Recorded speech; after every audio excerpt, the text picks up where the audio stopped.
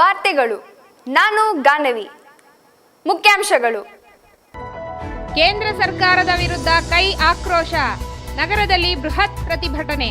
ಅಪರ ಜಿಲ್ಲಾಧಿಕಾರಿಗೆ ಮನವಿ ಸಲ್ಲಿಕೆ. ಭಾರತ್ ಬಂದ್ ಬೆಂಬಲಿಸಿ ವಿವಿಧ ಕಡೆಗಳಲ್ಲಿ ಪ್ರತಿಭಟನೆ. ಪ್ರಧಾನಿ ಮೋದಿ ಪ್ರತಿಕೃತಿ ದಹನ. ಕೃಷಿ ಕಾಯ್ದೆ ರದ್ದತಿಗೆ ಆಗ್ರಹ. ಹೆಮ್ಮನಹಳ್ಳಿ ಪಂಚಾಯಿತಿ ಸದಸ್ಯ ಸಿಬ್ಬಂದಿಗೆ ಸನ್ಮಾನ. ವಿವಿಧ ಫಲಾನುಭವಿಗಳಿಗೆ ಸೌಲಭ್ಯಗಳ ವಿತರಣೆ. ಗ್ರಾಮ ಪಂಚಾಯಿತಿ ಸಾಧನೆಗೆ ಸಿಇಒ ಶ್ಲಾಘನೆ. ಮೈಶುಗರ್ ಆರಂಭ ಹಾಗೂ ಕೃಷಿ ಕಾಯ್ದೆಗಳ ರದ್ದತಿ ಸೇರಿದಂತೆ ತೈಲ ಬೆಲೆ ಏರಿಕೆ ಖಂಡಿಸಿ ಯುವ ಕಾಂಗ್ರೆಸ್ಸಿಗರು ನಗರದಲ್ಲಿ ಬೃಹತ್ ಪ್ರತಿಭಟನೆ ನಡೆಸಿದರು. ಮೈಶುಗರ್ ಕಾರ್ಖಾನೆ ಬಳಿ ಮಾಜಿ ಸಂಸದ ಜಿ ಮಾದೇಗೌಡ ಹಾಗೂ ಮಾಜಿ ಸಚಿವ ಚಲುವರಾಯಸ್ವಾಮಿ ನೇತೃತ್ವದಲ್ಲಿ ಪ್ರತಿಭಟನಾಕಾರರು ಜಮಾಯಿಸಿದರು. ಮಾದೇಗೌಡರು, ಚಲುವರಾಯಸ್ವಾಮಿ, ಕಾವೇರಿ ಮಾತೆ, ರಾಜರ್ಷಿ ನಾಲ್ವಡಿ ಕೃಷ್ಣರಾಜ ಒಡೆಯರ್ ಹಾಗೂ ಲೆಸ್ನಿ ಕೋಲ್ಮಾನ್ ಪ್ರತಿಮೆಗಳಿಗೆ ಮಾಲಾರ್ಪಣೆ ಮಾಡಿ ನಗಾರಿ ಬಾರಿಸುವ ಮೂಲಕ ಪ್ರತಿಭಟನೆಗೆ ಚಾಲನೆ ನೀಡಿದರು. ಪಕ್ಷದ ವತಿಯಿಂದ ಯಾವುದೇ ಕಾರ್ಯಕ್ರಮ ಮಾಡ್ತಕ್ಕಂಥದ್ದು ಬೇಡ, ರೈತರಿಗೆ ಅನುಕೂಲ ಆಗುತ್ತೆ ಅನ್ನೋ ಒಂದು ನಂಬಿಕೆ ವಿಶ್ವಾಸವನ್ನು ಇಟ್ಟು ನಾವೆಲ್ಲರೂ ಸಹ ಸುಮ್ಮನಿದ್ದು.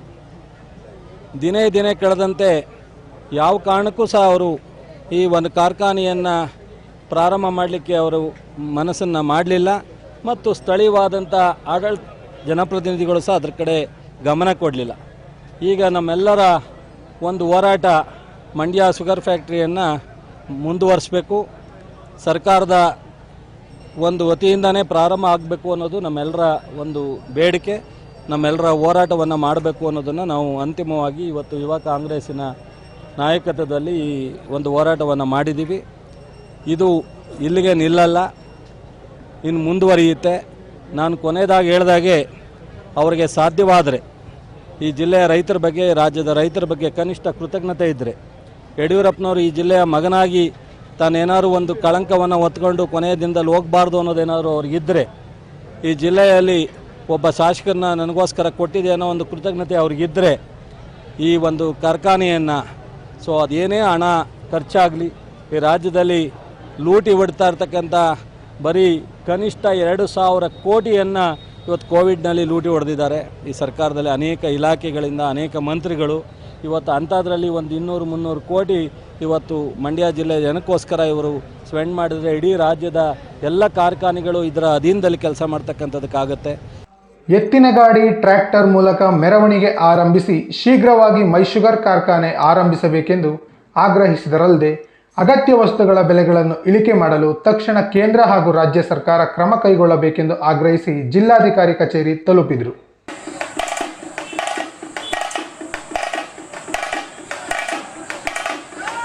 ತಕ್ಷಣ ಕೇಂದ್ರ ಹಾಗೂ ರಾಜ್ಯ ಸರ್ಕಾರಗಳು ಜನವಿರೋಧಿಗಳನ್ನು ಕೈ ಬಿಡಬೇಕೆಂದು ಆಗ್ರಹಿಸಿ ಅಪರ ಜಿಲ್ಲಾಧಿಕಾರಿ ಶೈಲಜಾ ಅವರಿಗೆ ಮನವಿ ಸಲ್ಲಿಸಿದರು.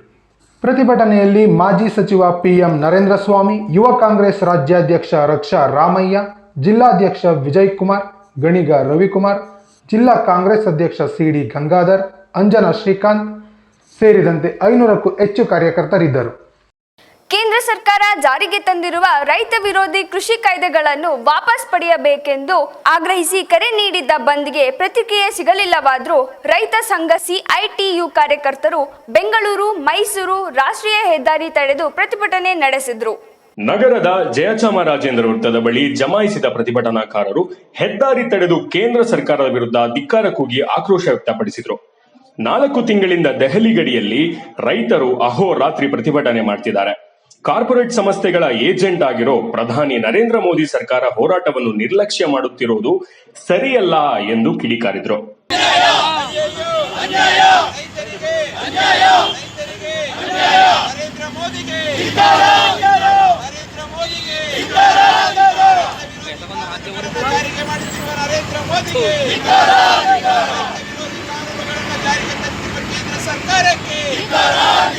ಅದಕ್ಕೆ ಬೆಂಬಲವಾಗಿ ನಾವು ಇವತ್ತು ಬಂದ್ಗೆ ಕರೆ ಕೊಟ್ಟಿದ್ರು.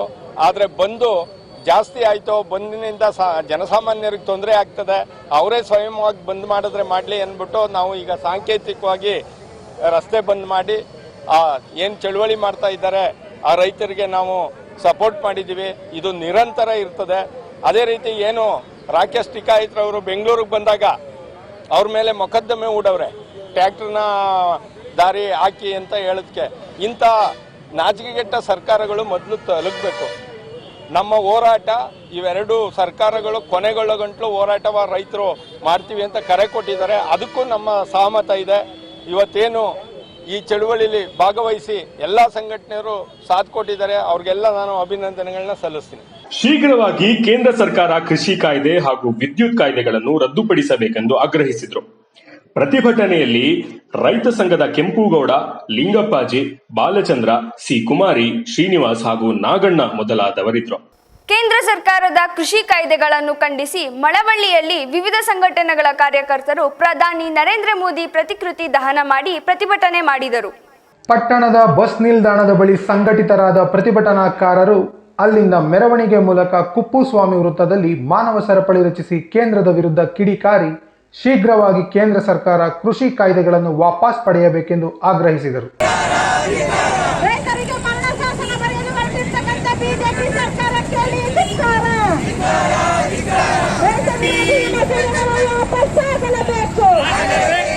ಪ್ರತಿಭಟನೆಯಲ್ಲಿ ಭರತ್ರಾಜ್, ದೇವಿ, ತಿಮ್ಮೇಗೌಡ, ಸುಶೀಲಾ, ಮಂಜುಳಾ ಮೊದಲಾದವರಿದ್ದರು.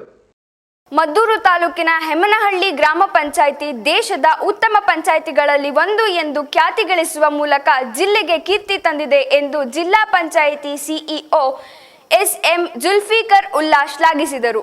ತಾಲೂಕಿನ ಯರಗನಹಳ್ಳಿ ಸರ್ಕಾರಿ ಹಿರಿಯ ಪ್ರಾಥಮಿಕ ಶಾಲೆ ಆವರಣದಲ್ಲಿ ಜಿಲ್ಲಾ ಪಂಚಾಯಿತಿ, ತಾಲೂಕು ಪಂಚಾಯಿತಿ, ಗ್ರಾಮ ಪಂಚಾಯಿತಿ ವತಿಯಿಂದ ಹಮ್ಮಿಕೊಂಡಿದ್ದ ಮಹಿಳೆಯರಿಗಾಗಿ ವಿಶೇಷ ಗ್ರಾಮ ಸಭೆ ಉದ್ಘಾಟಿಸಿ ಅವರು ಮಾತನಾಡಿದರು. ನಾನು ಇಲ್ಲಿ ಬಂದು 8 ತಿಂಗಳಾಯ್ತು. ಏನ್ ಕಾರ್ಯಕ್ರಮ ಮಾಡಬೇಕು ಅಂತ ಹೊರಟಿದ್ರು ಸರ್ ಹೆಮ್ಮಳ್ಳಿನಲ್ಲಿ ಮಾಡೋಣ ಸರ್. ನಾನು ಏನಪ್ಪ ಮಂಡ್ಯದಲ್ಲಿ 233 ಗ್ರಾಮ ಪಂಚಾಯತ್ ಹೆಮ್ಮಳ್ಳಿ ಒಂದೇ ಇಲ್ಲ, ಬೇರೆ ಕಡೆ ಮಾಡೋಣ ಅಂದ್ರೆ ಇಲ್ಲ ಸರ್ ಅಲ್ಲಿ ಚೆನ್ನಾಗಿ ಮಾತಾಡ್ತಾರೆ.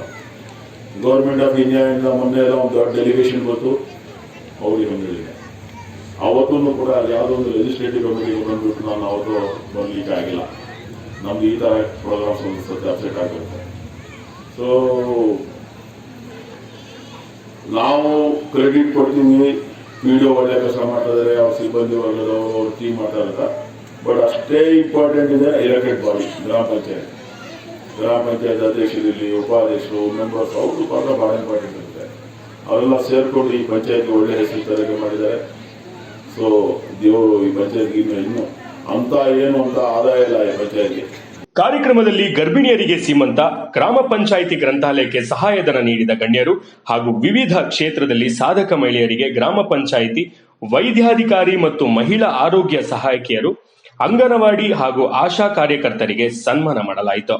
ವೈದ್ಯಾಧಿಕಾರಿ doctor Bhargavi, bank of Baroda ವ್ಯವಸ್ಥಾಪಕ ಎಸ್ಎಲ್ ರಮೇಶ್, ಕೃಷ್ಣೇಗೌಡ, ನಂದೀಶ್ ಗೌಡ, ಗ್ರಾಮ ಪಂಚಾಯಿತಿ ಅಧ್ಯಕ್ಷ ಎಚ್ಸಿ ಉಮೇಶ್, ತಾಲೂಕ್ ಪಂಚಾಯಿತಿ ಸ್ಥಾಯಿ ಸಮಿತಿ ಅಧ್ಯಕ್ಷ ಸತೀಶ್, ಗ್ರಾಮ ಪಂಚಾಯಿತಿ ಉಪಾಧ್ಯಕ್ಷೆ ಪದ್ಮಾ, ಸದಸ್ಯರಾದ Madhusudan, AC Bhagyamma, Nagesh, Shrijyoti, Appajigowda, Mahadevamma, CN Kamalakshi, Veena, Shyamaprasad, PDO Leelavathi, taluk ಪಂಚಾಯಿತಿ ಇಒ ಮುನಿರಾಜು ಮೊದಲಾದವರಿದ್ದರು. ರೈತರಿಗೆ ಕರಾಳ ಎಪಿಎಂಸಿ ಭೂ ಸುಧಾರಣೆ ಕಾಯ್ದೆಗಳನ್ನು ಹಿಂಪಡೆಯಲು ಆಗ್ರಹಿಸಿ ರೈತ ಸಂಘದ ಕಾರ್ಯಕರ್ತರು ಬೆಸಗರಹಳ್ಳಿ ಬಸ್ ಸ್ಟ್ಯಾಂಡ್ ನಿಲ್ದಾಣದ ಬಳಿ ರಸ್ತೆ ತಡೆದು ಅರ್ಧ ಗಂಟೆಗೂ ಹೆಚ್ಚು ಕಾಲ ಪ್ರತಿಭಟನೆ ಮಾಡಿದರು.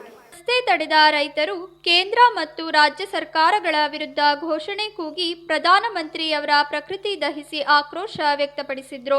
ರೈತ ಸಂಘದ ಮುಖಂಡರಾದ ಗೊಲ್ಲರದೊಡ್ಡಿ ಅಶೋಕ್ ಮಾತನಾಡಿ, ದೆಹಲಿಯಲ್ಲಿ ರೈತರು ನಡೆಸುತ್ತಿರೋ ಹೋರಾಟಕ್ಕೆ 4 ತಿಂಗಳು ತುಂಬಿದೆ. ಪ್ರಧಾನಿ ಸೌಜನ್ಯಕ್ಕಾದರೂ ರೈತರ ಜೊತೆ ಮಾತನಾಡಿಲ್ಲ ಎಂದು ಕಿಡಿಕಾರಿದ್ರು. ಅರ್ಧ ಗಂಟೆಗೂ ಹೆಚ್ಚು ರಸ್ತೆ ತಡೆದ ಪರಿಣಾಮ ಸಂಚಾರ ಅಸ್ತವ್ಯಸ್ತವಾಯಿತು. ಭೂ ಸುಧಾರಣೆ ಕಾಯ್ದೆ, ಎಪಿಎಂಸಿ, ರೈಲ್ವೆ ಇಲಾಖೆ, ವಿಮಾನದ್ದು, ವಿದ್ಯುತ್ ಕಾಯ್ದೆ ಎಲ್ಲ ಖಾಸಗೀಕರಣ ಮಾಡ್ತಾರೆ. ಬ್ಯಾಂಕು ಕೂಡ ಖಾಸಗೀಕರಣ ಮಾಡಿ ರೈತರಿಗೆ ಕೋಳ ಹಾಕುವ ಸ್ಥಿತಿಗೆ ಸರ್ಕಾರ ತಂದಿದೆ. ಇವತ್ತು ಅದನ್ನ ಕೈ ಬಿಡಬೇಕು. ತಕ್ಷಣ ಯಾವುದೇ ಕಾಯ್ದೆನೂ ಮಂಡಿಸದೆ ಇವೆಲ್ಲ ವಜಾಗೊಳಿಸಬೇಕು ಅಂತೇಳಿ ತಕ್ಷಣ ವಜಾ ಮಾಡಬೇಕು. ಜೊತೆಗೆ ದೆಹಲಿಯಲ್ಲಿ ನಡೀತಾ ಇರ್ತಕ್ಕಂಥ ಪ್ರತಿಭಟನೆ 4 ತಿಂಗಳಾದ್ರೂ ದೇಶದ ಪ್ರಧಾನಮಂತ್ರಿ ಅವರೊಬ್ಬರು ಸೌಜನ್ಯಕ್ಕೂ ಕೂಡ ಒಂದು ಗೌರವಕ್ಕೂ ಕೂಡ ರೈತರು ಹೆಂಗವ್ರೆ ಏನು ಅಂತ ಇವತ್ತು ಕೂಡ ಮಾತಾಡ್ತಿರೋದು ನಮಗೂ ಒಂಥರ ಮುಜುಗರಕ್ಕೆ ಒಳಗಾಗದೆ. ಈ ದೇಶಕ್ಕೆ ಅನ್ನ ಆಗ್ತಾ ಇರುವಂತವರು ರೈತರನ್ನ ಪರಿಗಣಿಸಿದ್ರೆ ಮುಂದಿನ ದಿನಗಳಲ್ಲಿ ಇಡೀ ಸರ್ಕಾರಕ್ಕೆ ಶಾಪ ಹಾಕಿ ನಾಶ ಮಾಡುವ ಸಂದರ್ಭ ಬಂದರೂ ಬರ್ಬೋದು ಇಡೀ ರೈತರಿಗೆ.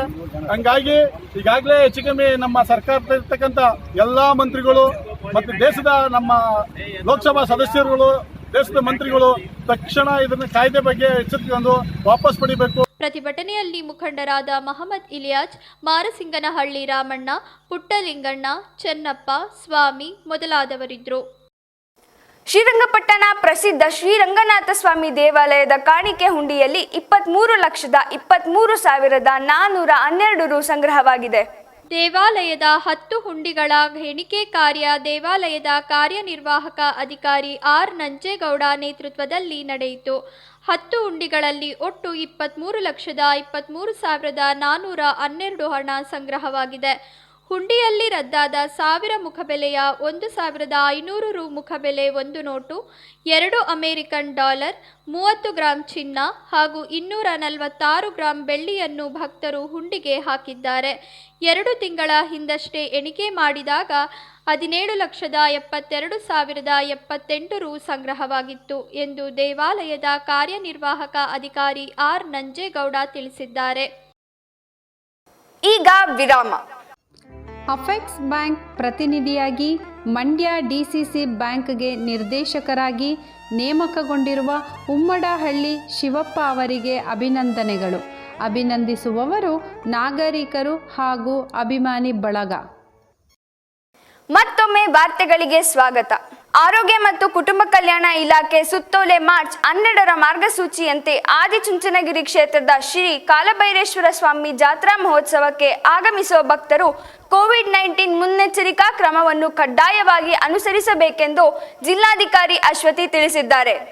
ಮಾರ್ಚ್ 27-28ರಂದು ನಡೆಯುವ ಜಾತ್ರಾ ಮಹೋತ್ಸವಕ್ಕೆ ಮಾಸ್ಕ್ ಧರಿಸುವುದು, ಪರಸ್ಪರ ಸಾಮಾಜಿಕ ಅಂತರ ಕಾಯ್ದುಕೊಳ್ಳಬೇಕು, ಆಂಟಿಸೆಪ್ಟಿಕ್ ಸೊಲ್ಯೂಷನ್, ಸ್ಯಾನಿಟರೈಸೇಷನ್ ಲೋಷನ್ ಬಳಸಿ ಆಗಾಗ್ಗೆ ಕೈಯನ್ನು ಸ್ವಚ್ಛಗೊಳಿಸುವುದು ಕಡ್ಡಾಯವಾಗಿದೆ. ಯಾವುದೇ ವ್ಯಕ್ತಿಗೆ ಕೆಮ್ಮು, ನೆಗಡಿ, ಇತರೆ ಸೋಂಕಿನಂತಹ ಲಕ್ಷಣಗಳು ಕಂಡುಬಂದಲ್ಲಿ ತಕ್ಷಣ ಸ್ಥಳೀಯ ವೈದ್ಯಾಧಿಕಾರಿಗಳನ್ನು ಸಂಪರ್ಕಿಸಿ ಪರಿಶೀಲಿಸಿಕೊಳ್ಳಬೇಕು. ಹೊರ ಜಿಲ್ಲೆ ಮತ್ತು ಹೊರ ರಾಜ್ಯದಿಂದ ಭಕ್ತಾದಿಗಳು ಕಡಿಮೆ ಪ್ರಮಾಣದಲ್ಲಿ ಆಗಮಿಸಬೇಕೆಂದು ಅವರು ತಿಳಿಸಿದ್ದಾರೆ. ಮಾರ್ಚ್ 27ರಂದು ವಿಶ್ವ ರಂಗಭೂಮಿ ದಿನ ಆಚರಿಸುತ್ತಿದ್ದು ಹೆಚ್ಚಿನ ಸಂಖ್ಯೆಯಲ್ಲಿ ಜನತೆ ಆಗಮಿಸಬೇಕೆಂದು ಹೊಂಬೆಳಕು ರಂಗಭೂಮಿ ಕಲಾವಿದರ ಟ್ರಸ್ಟ್ನ ನಿರ್ದೇಶಕ ಎಸ್ ಮರಿಲಿಂಗಪ್ಪ ವಿನಂತಿಸಿದರು. ಸುದ್ದಿಗೋಷ್ಠಿಯಲ್ಲಿ ಮಾತನಾಡಿದ ಅವರು, ಮಾರ್ಚ್ 27ರಂದು ದಿನಾಚರಣೆ ಸಂಬಂಧ ರಂಗಗೀತೆ ಮತ್ತು ಸಾಧಕರಾದ ಸಿ ಜಯರಾಮೇಗೌಡ ಹಾಗೂ ಚಿಕ್ಕಲಿಂಗಯ್ಯರವರಿಗೆ ಅಭಿನಂದನಾ ಕಾರ್ಯಕ್ರಮ ಆಯೋಜಿಸಲಾಗಿದೆ. ಸಮಸ್ತ ರಂಗಭೂಮಿ ಕಲಾವಿದರು ಪಾಲ್ಗೊಂಡು ರಂಗಗೀತೆ ಹಾಡುವುದರ ಮೂಲಕ ಕಾರ್ಯಕ್ರಮ ಯಶಸ್ವಿಗೊಳಿಸಿ ಎಂದರು. ಇದಕ್ಕೆ ಸಂಬಂಧಪಟ್ಟಂತೆ ರಂಗಭೂಮಿಗೆ ಸಂಬಂಧಪಟ್ಟಂತೆ ಅನೇಕ ಎಕ್ಸ್ಪರ್ಟ್ಸು ಕೂಡ ಬರ್ತಾ ಇದ್ದಾರೆ. ಸುತ್ತೂರಿನಿಂದ ಸನ್ಮಾನ್ಯ ಶ್ರೀ ತುಂಬ ಹಳೆಯ ನಾಟಕ ನಿರ್ದೇಶಕರು ಮತ್ತು ಸಾಹಿತಿಗಳು ಆದಂಥ ಸನ್ಮಾನ್ಯ ಗೌರವಾನ್ವಿತ ಶ್ರೀ ಗುರುಶಾಂತಪ್ಪನವರು ಸಹ ಆಗಮಿಸ್ತಾ ಇದ್ದಾರೆ. ಅವರು ಕೂಡ ಪ್ರಾಸ್ತಾವಿಕ ನುಡಿ ಮತ್ತು ಅದಕ್ಕೆ ಸಂಬಂಧಪಟ್ಟಂತೆ ಅನೇಕ ವಿಚಾರಗಳನ್ನು ವಿಮರ್ಶೆ ಮುಖಾಂತರ ಮತ್ತು ಚರ್ಚೆ ಮುಖಾಂತರ ರಂಗಭೂಮಿ ಬಗ್ಗೆ ಮಾಡ್ತಾರೆ ಸರ್. ಅದಲ್ಲದೆ ಇನ್ನೂ ಅನೇಕ ನಮ್ಮ ಉದಯ್ ಕುಮಾರ್ ಅವರು ಸಹಾಯಕ ನಿರ್ದೇಶಕರು ಕನ್ನಡ ಸಂಸ್ಕೃತಿ ಇಲಾಖೆ ಮಂಡ್ಯರವರ ಉದ್ಘಾಟನೆಯೊಂದಿಗೆ ನಾವು ಕಾರ್ಯಕ್ರಮ ಪ್ರಾರಂಭ ಮಾಡ್ತೀವಿ ಸರ್. ದಯವಿಟ್ಟು ತಾವು ಕೂಡ ನಮ್ಮ ಕಾರ್ಯಕ್ರಮಕ್ಕೆ ಸಹಕಾರವನ್ನು ಕೊಡಬೇಕು ಅಂತ, ಪ್ರಚಾರದ ಮುಖಾಂತರ ಸಹಕಾರವನ್ನು ಕೊಡಬೇಕು ಅಂತ ತಮ್ಮಲ್ಲಿ ನಮ್ಮ ಸಂಘದ ಪರವಾಗಿ ನಾನು ಅತಿ ವಿನಯವಾಗಿ ಕೇಳ್ಕೊಳ್ತಾ ಇದ್ದೀನಿ ಸರ್. ಗೋಷ್ಠಿಯಲ್ಲಿ C Channegowda, M Basavanna, BT Gururaj, TM Shivalingaiah, C Jayaramegowda ಉಪಸ್ಥಿತರಿದ್ದರು. ಭಾಷಾ ಅಸಮಾನತೆಗೆ ಕಾರಣವಾಗ್ತಿರೋ ಕಲಂ 343 ಬದಲಾಯಿಸಿ ಎಂದು ಕದಂಬ ಸೈನ್ಯದ ರಾಜ್ಯಾಧ್ಯಕ್ಷ ಬೇಕರಿ ರಮೇಶ್ ಆಗ್ರಹಿಸಿದರು. ಸುದ್ದಿಗೋಷ್ಠಿಯಲ್ಲಿ ಮಾತನಾಡಿದ ಅವರು, ಏಕ ಅಭಿಪ್ರಾಯ ಮೂಡಿಸಲು ಕಲಂ ಬದಲಾಯಿಸೋದೊಂದೇ ಪರಿಹಾರ. ತೀರ್ಪು ಬಂದ ಮೇಲೆ ಯಾವುದೇ ಸ್ಥಾನಮಾನ ಸಿಗೋದಿಲ್ಲ. ಮಾಹಿತಿಯನ್ನು ಜನರು ತಮ್ಮ ಭಾಷೆಯಲ್ಲೇ ಪಡಿಬೇಕು. ಕನ್ನಡ ಕಾಯಕ ವರ್ಷ ಇನ್ನೂ ಘೋಷಣೆಯಾಗಿ ಉಳಿದಿರೋದು ಬೇಸರದ ಸಂಗತಿ ಅಂದರು. ಇದೇ ರೀತಿ ಕೆಲಸವನ್ನ ಮಾಡ್ತಾ ಇದೆ ಈ ಸರ್ಕಾರ. ಅದಕ್ಕೋಸ್ಕರ ನಾವು ಒತ್ತಾಯ ಮಾಡ್ತಾ ಇದ್ವಿ, 343ನೇ ವಿಧಿಯನ್ನು ಬದಲಾಯಿಸೋದು ಒಂದೇ ಇದು ಪರಿಹಾರ ಮಾರ್ಗ. ಅದಕ್ಕೆ ಕನ್ನಡದಲ್ಲಿ ನಾಡಿನಲ್ಲೇ ಇದು ಪ್ರಥಮ ಹೋರಾಟ ಆಗಬೇಕು. ಅನಂತರ ಇದು ತಮಿಳುನಾಡು ಆಗ್ಬೋದು, ಆಂಧ್ರ ಪ್ರದೇಶ, ತೆಲಂಗಾಣ, ಮಹಾರಾಷ್ಟ್ರ ಎಲ್ಲ ರಾಜ್ಯಗಳಲ್ಲೂ ಈ ಹೋರಾಟ ಪ್ರಾರಂಭ ಆಗದೇ ಇದ್ರೆ ಸಂಪೂರ್ಣವಾಗಿ ಭಾರತ ದೇಶ ರಾಷ್ಟ್ರೀಯ ಹಿಂದಿ ಭಾಷೆ ಆಗೋಗುತ್ತೆ. ಈಗಲೇ ನಾವು ಎಲ್ಲ ಭಾಷೆಗಳಿಂದ ನಲುಗ್ತಾ ಇದ್ವಿ, ಮುಂದೆ ಭಾಳ ಸಂಕಷ್ಟ ಆಗತ್ತೆ ಅನ್ನೋದು ಮಾತನ್ನ ತಮ್ಮ ಗಮನಕ್ಕೆ ತತ್ತ. ಭಾಳ ದುರ್ದೈವ ಅಂದರೆ ಇದಕ್ಕೆ ಕನ್ನಡಕ ಕಾಯಕ ವರ್ಷನ 65ನೇ ಕನ್ನಡ ರಾಜ್ಯೋತ್ಸವದಲ್ಲಿ ಘೋಷಣೆ ಮಾಡಿದ್ರು. ಆದರೆ ಸನ್ಮಾನ್ಯ ಯಡಿಯೂರಪ್ಪನವರು ಬರೀ ಘೋಷಣೆಯಾಗಿ ಉಳ್ಕತ್ತು, ಅದನ್ನು ಕಾರ್ಯರೂಪಕ್ಕೆ ತರಲೇ ಇಲ್ಲ. ಈ ಬಜೆಟ್ನಲ್ಲಿ ಅದಕ್ಕೇನು ಅನುಕೂಲ ಮಾಡಿಕೊಡ್ಲೇ ಇಲ್ಲ ಅವರು. ಕನ್ನಡ ನಾಡು ನುಡಿ ಸಂಸ್ಕೃತಿಗೆ ಸಂಬಂಧಪಟ್ಟ ಸಂಸ್ಥೆಗಳ ಅನುದಾನವನ್ನು ಭಾರಿ ಕಡಿಮೆ ಮಾಡಿದ್ದಾರೆ, ಕಡಿತ ಮಾಡಿದ್ದಾರೆ. ಇದನ್ನು ಕದಂಬ ಸೇನೆ ನೇರವಾಗಿ ಆರೋಪ ಮಾಡ್ತಾ ಇದೆ ಬಂಧುಗಳೇ. ಈ ವರ್ಷ ಕನ್ನಡದ ಕಾಯಕ ವರ್ಷ ಅಣಕಿಸಿದಂಗೆ ಇದೆ ನಮಗೆ. ಕರ್ನಾಟಕ ಸರ್ಕಾರನೇ ಇವತ್ತು ಕನ್ನಡದ ಕಾಯಕ ವರ್ಷನ ಘೋಷಣೆ ಮಾಡಿ ಅದೇ ಕಾರ್ಯರೂಪಕ್ಕೆ ತರದೆ ಅನುದಾನನೂ ಕೊಡದೆ ಅದನ್ನು ಮೂಲೆ ಗುಂಪು ಮಾಡಿರೋದನ್ನ ಕದಂಬ ಸೇನೆ ಸಮಸ್ತ ಕನ್ನಡಿಗರ ಪರವಾಗಿ ವಿರೋಧ ಮಾಡ್ತದೆ ಬಂಧುಗಳೇ. ಸುದ್ದಿಗೋಷ್ಠಿಯಲ್ಲಿ ಜಿಲ್ಲಾಧ್ಯಕ್ಷ ಭಗವಾನ್, ರಾಜ್ಯ ನಾಯಕರಾದ ಬಿ ಶಿವಕುಮಾರ್, ನಾಗೇಶ್ ಉಮ್ಮಡಹಳ್ಳಿ, ಕೆಸಿ ಯೋಗೇಶ್ ಉಪಸ್ಥಿತರಿದ್ದರು. ರಾಜ್ಯದ ಎಲ್ಲಾ ಶಾಸಕರ ವಿರುದ್ಧ ಅವಮಾನಕರ ಹೇಳಿಕೆ ನೀಡಿರೋ ಸಚಿವರ ವಿರುದ್ಧ ಕ್ರಮ ಕೈಗೊಳ್ಳಬೇಕು ಹಾಗೂ ಅವರ ರಾಜೀನಾಮೆ ನೀಡಬೇಕು ಎಂದು ಮಾನವ ಹಕ್ಕುಗಳ ಸೇವೆ ಸಮಿತಿ ಅಧ್ಯಕ್ಷೆ KH ಇಂದಿರಾ ಆಗ್ರಹಿಸಿದರು. ಸುದ್ದಿಗೋಷ್ಠಿಯಲ್ಲಿ ಮಾತನಾಡಿದ ಅವರು, ಸಚಿವ ಡಾಕ್ಟರ್ ಕೆ ಸುಧಾಕರ್ ತಾವೊಬ್ಬ ಜವಾಬ್ದಾರಿಯುತ ಮಂತ್ರಿ ಅನ್ನೋದನ್ನು ಮರೆತು ಮಾಧ್ಯಮದ ಮುಂದೆ 225 ಶಾಸಕರ ವಿರುದ್ಧ ಮಾನಹಾನಿಕರ ಹೇಳಿಕೆ ನೀಡಿದ್ದಾರೆ. ಇದು ಅವರಿಗೆ ಮಹಿಳೆಯರ ಬಗ್ಗೆ ಇರುವ ಮನಸ್ಥಿತಿ ತೋರಿಸುತ್ತದೆ. ಅವರು ಶಾಸಕ ಸ್ಥಾನದಲ್ಲಿ ಮುಂದುವರಿಯಲು ಯೋಗ್ಯರಲ್ಲ ಎಂದು ಲೇವಡಿ ಮಾಡಿದರು. ಮಾನ್ಯ ಆರೋಗ್ಯ ಸಚಿವರು ಡಾಕ್ಟರ್ ಕೆ ಸುಧಾಕರ್ ಅವರು ಒಂದು ಹೇಳಿಕೆಯನ್ನು ನೀಡಿದ್ದಾರೆ 3 days ಬ್ಯಾಕು. ಆ ಹೇಳಿಕೆಯಲ್ಲಿ 225 ಜನ ಶಾಸಕರ ಬಗ್ಗೆ ತೇಜೋವಧೆ ಬಗ್ಗೆ ಮಾತನಾಡಿರುವಂತಹ ಹೇಳಿಕೆನ ಅವರು ವ್ಯಕ್ತಪಡಿಸಿರ್ತಾರೆ ಸುದ್ದಿಗೋಷ್ಠಿಯಲ್ಲಿ ಬೆಂಗಳೂರಿನಲ್ಲಿ. ಆ 225 ಶಾಸಕರಲ್ಲಿ ಶಾಸಕರಿಗೆ ಕುಟುಂಬಕ್ಕೆ ಧಕ್ಕೆ ಆಗುವಂಥ ವಿಚಾರ ಮತ್ತು ಅವ್ರಿಗೆ ಅವಮಾನ ಆಗುವಂಥ ವಿಚಾರನ ಅವ್ರು ವ್ಯಕ್ತಪಡಿಸಿರ್ತಾರೆ. ಬಟ್ ಅವ್ರಿಗೆ ಆ ಮಾತನ್ನ ಅರ್ಥ ಏನು ಅಂತ ಅವ್ರಿಗೆ ಸಾಮಾನ್ಯವಾಗಿ ಗೊತ್ತಿಲ್ಲ ಅನಿಸುತ್ತೆ. ಅವರು ಮಾನ್ಯ ಮುಖ್ಯಮಂತ್ರಿಯವ್ರನ್ನೂ ಸೇರಿ ಮತ್ತು ಇವರು ಸ್ಪೀಕರ್ನು ಸೇರಿಸಿ ಹೇಳಿದ್ದಾರೆ. ಅವರು ಮಾನಹಾರ್ಯಕರನ ಇಡೀ ಕರ್ನಾಟಕ ರಾಜ್ಯಾದ್ಯಂತ ನೋಡ್ತಾ ಇದೆ. ಕರ್ನಾಟಕ ರಾಜ್ಯಾದ್ಯಂತದಲ್ಲಿ ಏನು ಹೇಳಿಕೆನ ಕೊಟ್ಟಿದ್ದಾರೆ, ಇದು ಪ್ರಪಂಚಾದ್ಯಂತ ಕರ್ನಾಟಕದ ರಾಜ್ಯದ ನಮ್ಮ ಘನತೆ ಗೌರವನ ಎತ್ತಿ ತೋರಿಸುವಂಥ ಕೆಲಸ ಮಾಡ್ತಿದ್ದಾರೆ. ಇವ್ರನ್ನ ಮಾಜಿ ಮುಖ್ಯಮಂತ್ರಿಗಳು ವಿಚಾರನೂ ಕೂಡ ಮಾತಾಡಿದ್ದಾರೆ. ಅವರು ಯಾವುದೇ ಒಂದು ಖಾಸಗಿತನನ ಬಯಲು ಮಾಡೋಕ್ಕೆ ಯಾವುದೇ ರೀತಿಯಾದಂತಹ ಮಾನವ ಹಕ್ಕುಗಳಲ್ಲಿ ಅವ್ರಿಗೆ ಉಲ್ಲಂಘನೆ ಮಾಡುವಂತಹ ಶೋಷಣೆಗೆ ಒಳಗಾಗುವಂತಹ ಕೆಲಸಗಳನ್ನ ಮಾತಾಡುವಂತಹ ಹೇಳಿಕೆಗಳನ್ನ ನೀಡಿರ್ತಾರೆ. ಇವ್ರಿಗೆ 225 ಶಾಸಕರಲ್ಲಿ 9 ಜನಕ್ಕಿಂತ ಹೆಚ್ಚು ಮಹಿಳೆಯರು ಇಲ್ವಾ ಅಂತ ಅನ್ನುವಂಥದ್ದು ಪರಿಜ್ಞಾನ ಇಲ್ಲ ಅನ್ಸುತ್ತೆ ಅವ್ರ ಮಾತಿನ ಅರ್ಥದಲ್ಲಿ. ಅವರ ಕಟ್ಕೊಂಡಿರುವಂತ ಹೆಂಡತಿನೂ ಕೂಡ ಒಬ್ಳು ಹೆಣ್ಣು, ಅವ್ರನ್ನ ಜನ್ಮ ಕೊಟ್ಟಿರುವಂತ ತಾಯಿನೂ ಕೂಡ ಹೆಣ್ಣು, ನಮ್ಮ ಕರ್ನಾಟಕ ಮಾತೆನೂ ಕೂಡ ಒಬ್ಳು ಹೆಣ್ಣು, ಭಾರತ ಮಾತೆನೂ ಕೂಡ ಹೆಣ್ಣು ಅನ್ನೋದನ್ನ ಪರಿಜ್ಞಾನನ ಇಟ್ಕೊಂಡು ಮಾತಾಡ್ದೇನೆ ಅರ್ಥ ಇಲ್ದೇನೆ ಮಾತಾಡಿದ್ದಾರೆ. ಇವ್ರನ್ನ ತಕ್ಷಣವೇ ಸಚಿವ ಸಂಪುಟಕ್ಕೆ ಮತ್ತೆ ಶಾಸಕರ ಸ್ಥಾನಕ್ಕೆ ರಾಜೀನಾಮೆ ಕೊಡಿಸ್ಬೇಕು ಅಂತ ಅಂದ್ಬಿಟ್ಟು ಮುಖ್ಯಮಂತ್ರಿಯಲ್ಲಿ ಮನವಿ ಮಾಡ್ಕೋತೇನೆ. ಕೇಂದ್ರ ಸರ್ಕಾರದ ವಿರುದ್ಧ ಕೈ ಆಕ್ರೋಶ. ನಗರದಲ್ಲಿ ಬೃಹತ್ ಪ್ರತಿಭಟನೆ. ಅಪರ ಜಿಲ್ಲಾಧಿಕಾರಿಗೆ ಮನವಿ ಸಲ್ಲಿಕೆ. ಭಾರತ್ ಬಂದ್ ಬೆಂಬಲಿಸಿ ವಿವಿಧ ಕಡೆಗಳಲ್ಲಿ ಪ್ರತಿಭಟನೆ. ಪ್ರಧಾನಿ ಮೋದಿ ಪ್ರತಿಕೃತಿ ದಹನ. ಕೃಷಿ ಕಾಯ್ದೆ ರದ್ದತಿಗೆ ಆಗ್ರಹ. ಹೆಮ್ಮನಹಳ್ಳಿ ಪಂಚಾಯಿತಿ ಸದಸ್ಯ ಸಿಬ್ಬಂದಿಗೆ ಸನ್ಮಾನ. ವಿವಿಧ ಫಲಾನುಭವಿಗಳಿಗೆ ಸೌಲಭ್ಯಗಳ ವಿತರಣೆ. ಗ್ರಾಮ ಪಂಚಾಯಿತಿ ಸಾಧನೆಗೆ ಸಿಇಒ ಶ್ಲಾಘನೆ. ನಿರಂತರ ಸುದ್ದಿ ಹಾಗೂ ಮನರಂಜನೆಗಾಗಿ ನೋಡ್ತಾ ಇರಿ ಕಲ್ಪನೆ ವಾಹಿನಿ. ಧನ್ಯವಾದಗಳು.